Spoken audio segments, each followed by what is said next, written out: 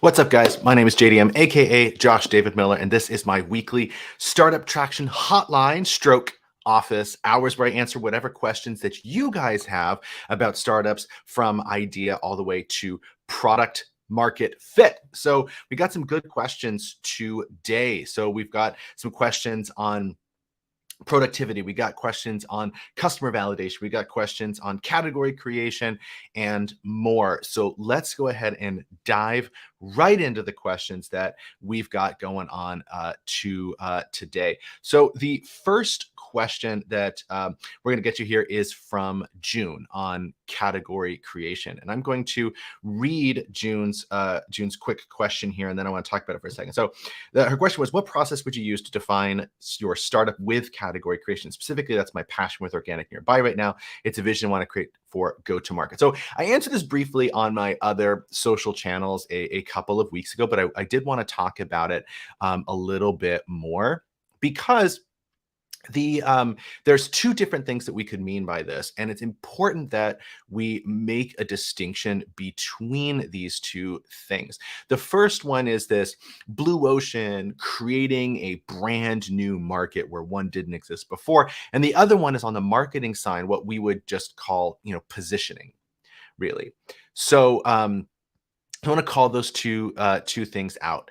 The way that I would actually think about this, I think the best way to think about something like this is to say that when we're talking about category creation, if you're talking about creating a startup with category creation, we're talking about trying to create something where nothing exists before. So there's no competitors, there's nobody doing this. It's a market that didn't even exist a moment before, that kind of thing. An easy example would be, say, something like Uber, Airbnb, where that simply just did not exist before. And so that's cool, and that's great. And I want to come back to that in just a second. The second way to think about category creation is in brand positioning. So this is where you are not creating a brand new category where there are no competitors. You're simply differentiating your competitors in a way that makes your customers think of you as a different category. So it's not so once we have an existing category, then like defined by Uber, we can have other competitors in that space, et cetera. But you might need one of them to break out and define themselves as, oh no, we're really different from these other two things. A great example of that, I think, was in Harry's marketing examples email from maybe last week or maybe earlier this week. If you're not subscribed to Harry's marketingexamples.com email, you probably should be. It's pretty great. But he talks about the example of Loom, which I think is a good one. So Loom is, if you're not familiar with it, and you probably are, but Loom is basically a screen sharing tool. That's all it does. It's a screen recorder. I used to use it, as a matter of fact. And what it allows you to do is record a video that you can then send someone a link to, like a private YouTube thing. Nothing particularly special about that. They certainly weren't the first company to create a screen sharing tool that you could send to other people. And they certainly weren't the first to allow you to record and upload a video. After all, we have YouTube, right? But what they did is they decided to define themselves a little differently in the marketplace. Instead of just saying like, oh, we're another screen sharing tool, we're going to enter into the red waters of all these other screen sharing tools. They said, we're actually going to define ourselves as video messaging for the workplace. Now, it's really not the same, not any different. You're still recording your screen or recording yourself from your camera and sending a video link to someone else. It's not different. It is fundamentally not a different category. But what they did do was position themselves in a quadrant, and I'll come back to that in a second, position themselves in a quadrant that was fundamentally different than their competitors. So that we're going to define our purpose, our raison d'etre of our product is to facilitate communication and messaging between them. And because nobody else was talking about the product that way, it kind of works.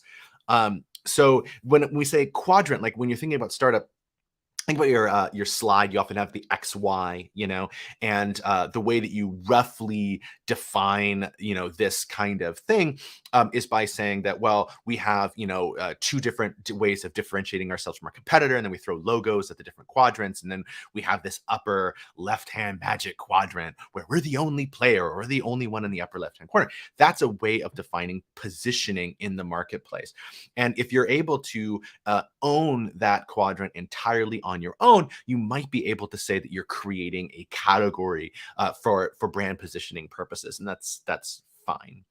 That's great. I'm not a marketing expert, so I'm not going to really tell you how to do that. There are plenty of great resources out there for that, like Category Pirates and others. There's some good books. If you want to know, hit me up. I can recommend some. But the second kind is where I am more of an expert and where I do have strong feelings on, which is the idea of actually creating a new category where none existed before. Loom did not do that. They employed marketing strategies and tactics to differentiate themselves in the marketplace, and that's great. But they did not invent a new category, whereas companies like Uber did.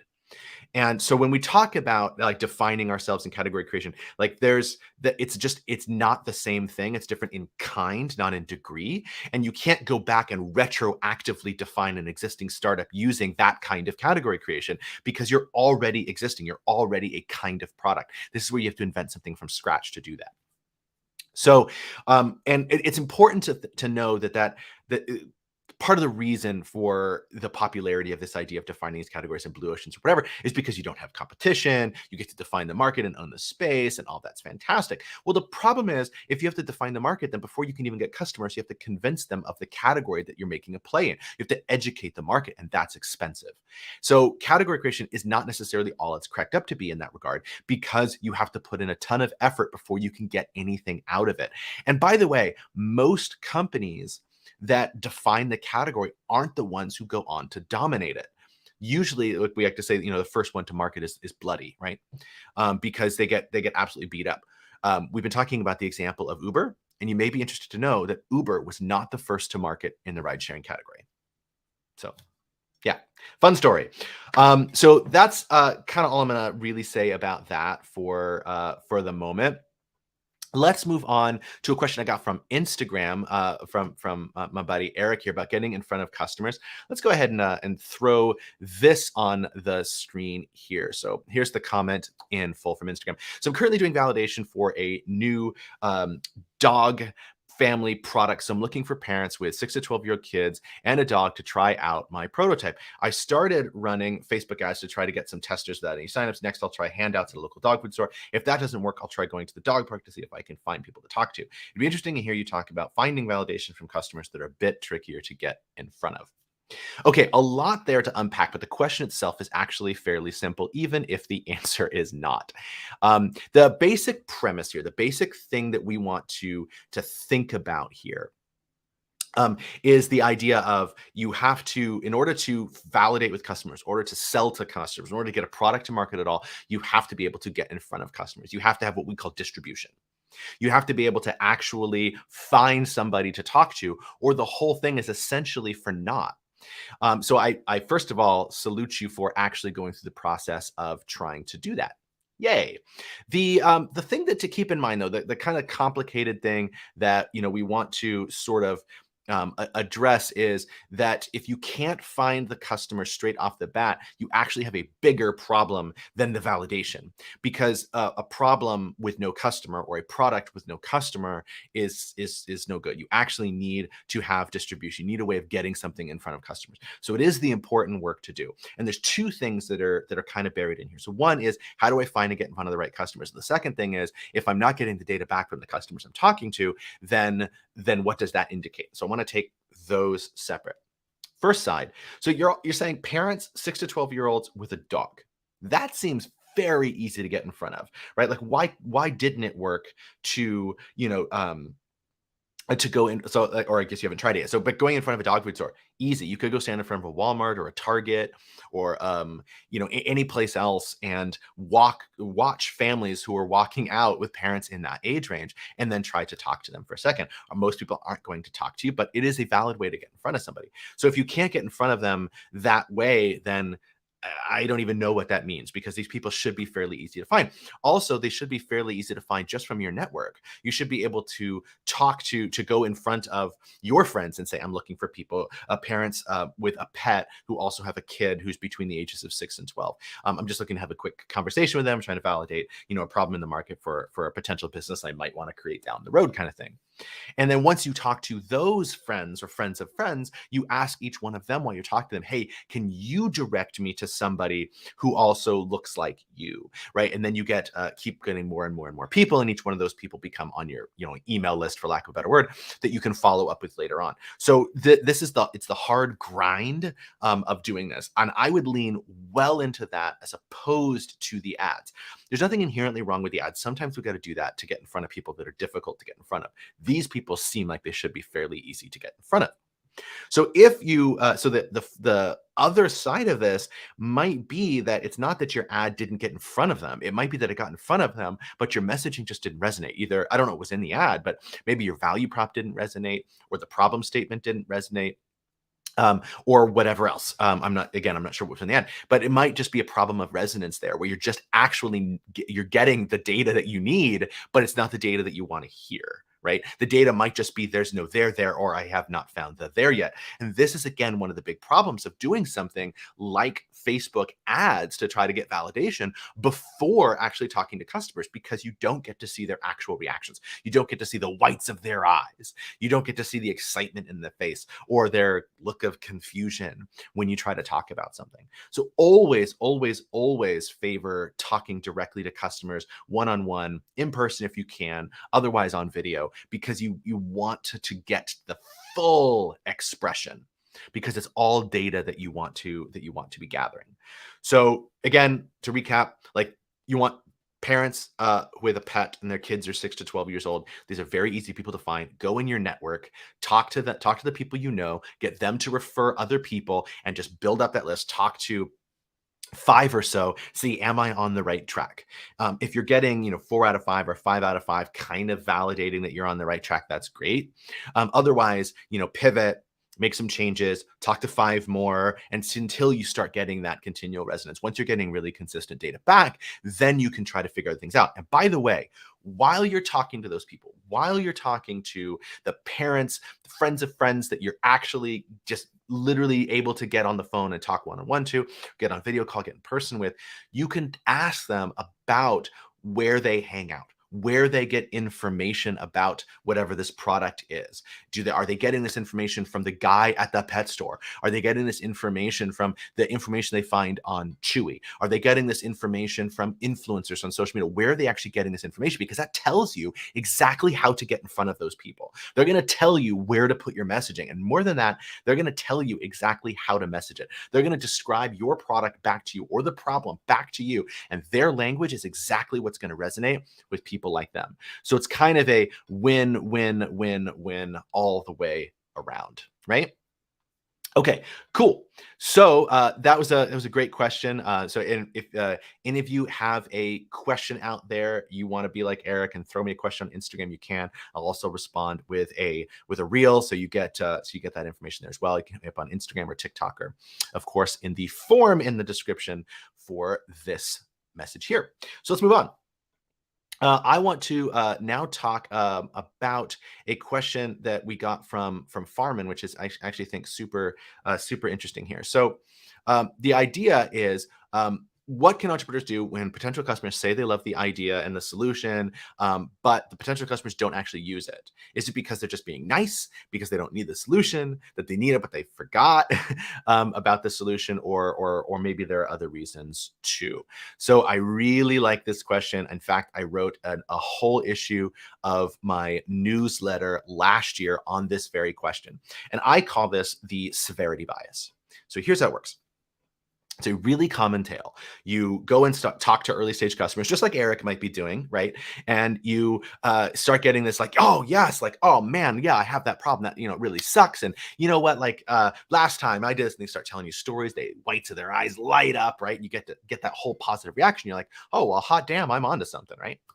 And then you start to validating the solution, and they're like, oh yeah, that really would, I get it, like that would solve my problem, right? Like, that's interesting, I like that. And they go, wow, yeah, send me more information.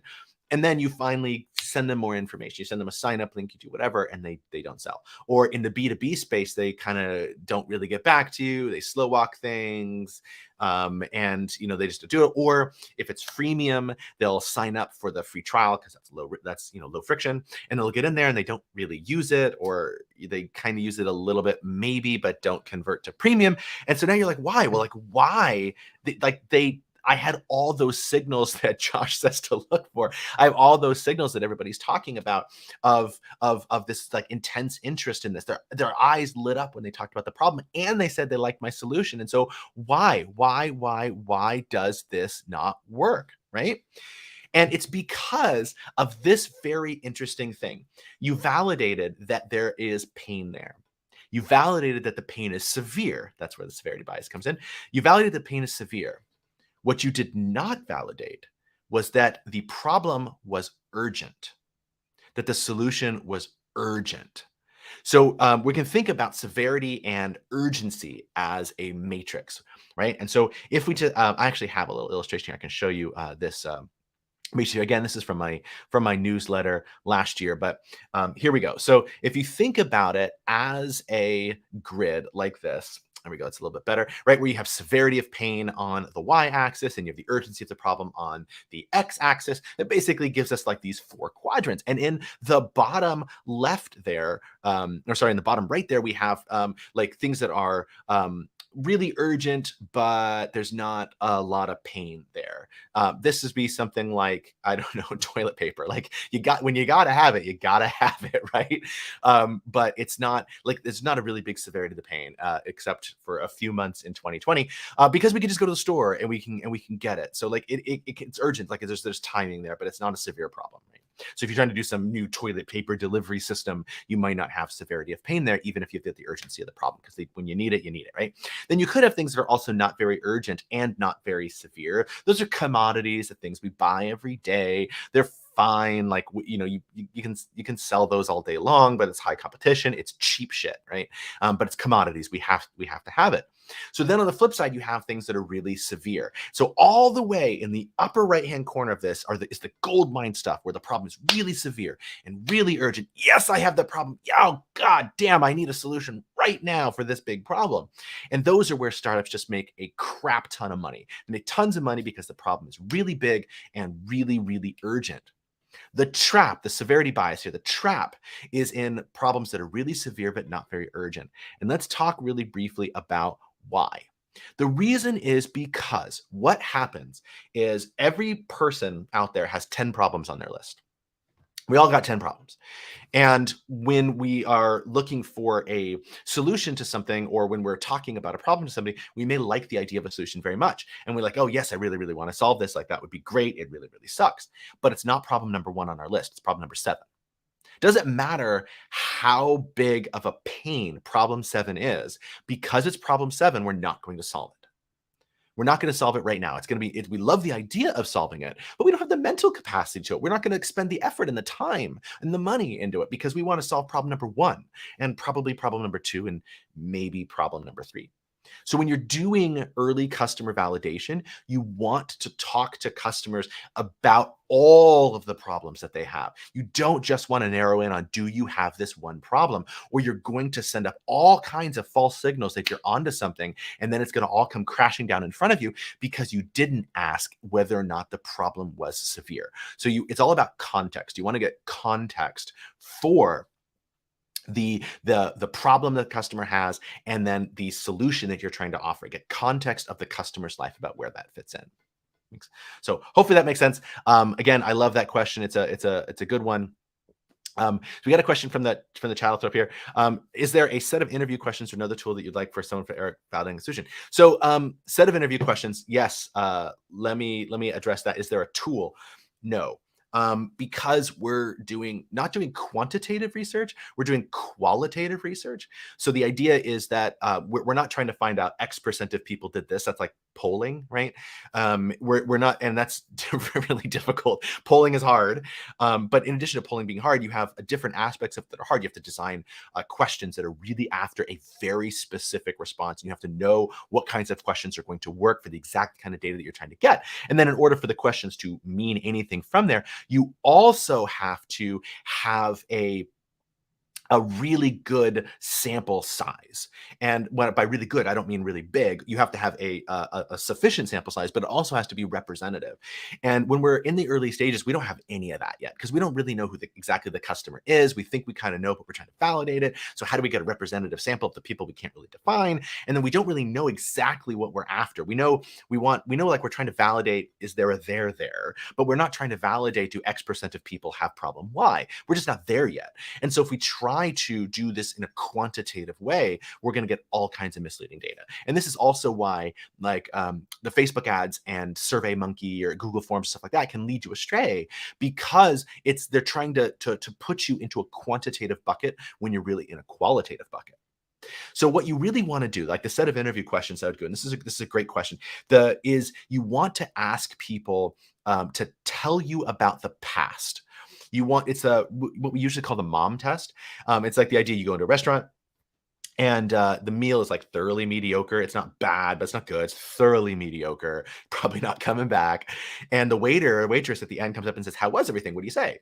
You say, "Oh, it's good, right? It was good." Like, and we know the waiter doesn't really care. This isn't the French Laundry. The waiter doesn't care, but it's polite. He has to ask. It's polite for us to respond. So we say, "Oh, it was good, right? Yeah, food was good."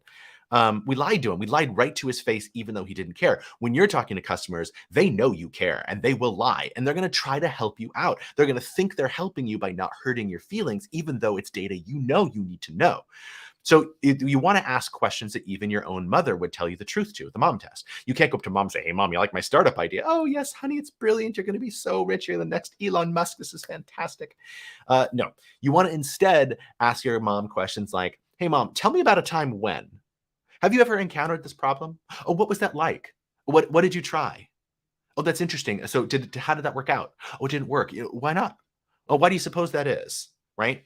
You want to ask them questions about the past experience that are qualitative, that get them to tell you stories. Because in that, you're going to learn all of the things that you never would have thought to ask for. That's the value in that. That's the value.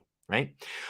So the set of interview questions is you want to ask them context about their life. You want to ask, you want to get information that you need to know. If there's demographic or psychographic information that's curious, you want to get that, but you really just want to get them talking. You want to get that. And you want the people who are like, "Oh God, yeah, I had that problem. And you know what happened? So like I went and I tried this other thing and it didn't really work. And so then I tried this other thing and like, it was fine. Like it got the job done and I'll probably use it again, but it really sucked because I had to do this other thing."